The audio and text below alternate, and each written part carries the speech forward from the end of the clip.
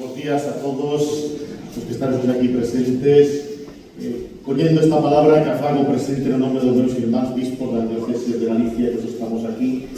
pero sobre todo na expresión hoxe desta igrexa en Galicia que quisemos achegarnos e facernos presente no medio de vos esta realidade que é sobre todo un mosaico fermoso pero marcado polas persoas que o fan posible. Durante estas últimas, prácticamente o último mes, a atención mediática indiscutiblemente levounos a todos cara a Roma. Naquela Roma na que despedimos o Papa Francisco, na que agardamos con expectación o novo Pedro entre nós, o Papa León, e de certo que puxo o foco mediático nesa realidade eclesial, neste caso na figura do Papa, indiscutiblemente. Pero se quixemos achegarnos e compartir con vos xa por segundo ano consecutivo esta expresión dunha memoria que non é simplemente, como nos recordaban, datos e cifras, son sobre todo persoas. Permitideme que fala con vos como un viaxe no tempo, pero que nos pode axudar a entender que poide sigue a significar no presente, porque a fin de contas o presente recolle o legado do pasado e aventura ese futuro que estamos sempre a construir tamén como a Igrexa presente en Galicia. Porque de Roma falábamos que pensar en algo tan significativo que cando en Roma se está construindo un dos máis emblemáticos expresións precisamente de poder imperial, como era aquel anfiteatro Flavio, construído, como sabemos todos,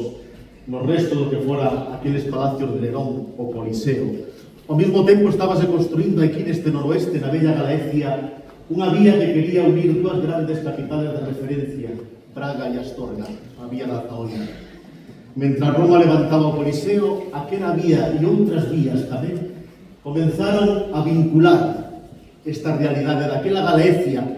cuya vida fundamentalmente acontecía nos castros e as tropas romanas achegábanse aquí procurando sobre todo aqueles minerais ou procurando a comunicación que facía posible que esas dúas capitales do norte daquel imperio romano se vinculasen. Pero como diría a grande Rosalía, pase niño, foi a través desas vías como se fixo posible a presencia primeiro de cristiáns anónimos, de certo que quedaba xa agochada ata comenzo do século IX, aquela memoria resto do apóstolo Santiago, tamén naquela vía romana, nun monte chamado Liberdón, pero que botaría séculos na garda de que foran descubertos. Pero pase niño, foron achegándose cristiáns. Foronse facendo pequeniñas comunidades que fixeron posible que ao longo do tempo tamén foran permeando a vida daquelas primeiras realidades da nosa querida Galicia. Aquela Galicia que foi terra de castros, que foi terra de suevos, que foi terra de cristiáns, que foi terra invadida e ameazada, pero sempre vivindo nesa fe que moitas veces no anonimato e no silencio foi percorrendo os séculos.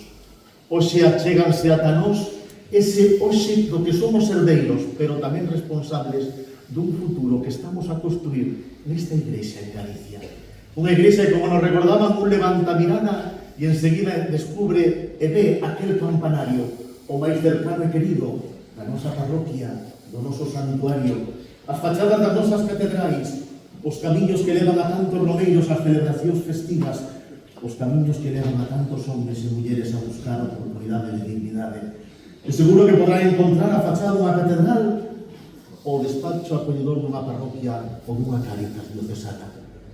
Pero tamén esa igrexa que celebra vive a súa fe naquel século primeiro nos seguintes no silencio e no anonimato, pero hoxe xuntándose sendo catequistas voluntarios, nenos e maiores, familias sendo fogar nesta igrexa en Galicia, que quere compartir entre luces e sombras, evidentemente, pero quere seguir compartindo, pase niño,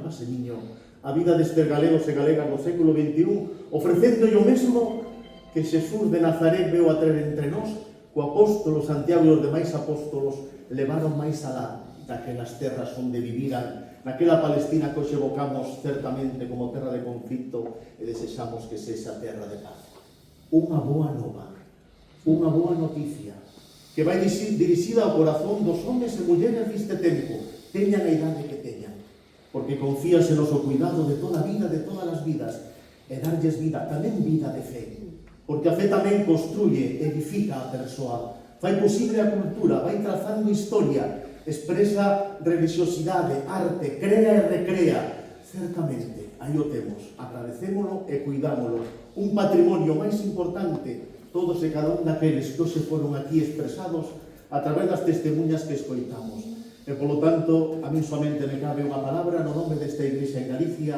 a todos os que os estades aquí e a todos os que vos facedes eco do acto desta mañá. Grazas e graciñas, paseniño a paseniño, sigamos facendo o camiño desta Igrexa en Galicia.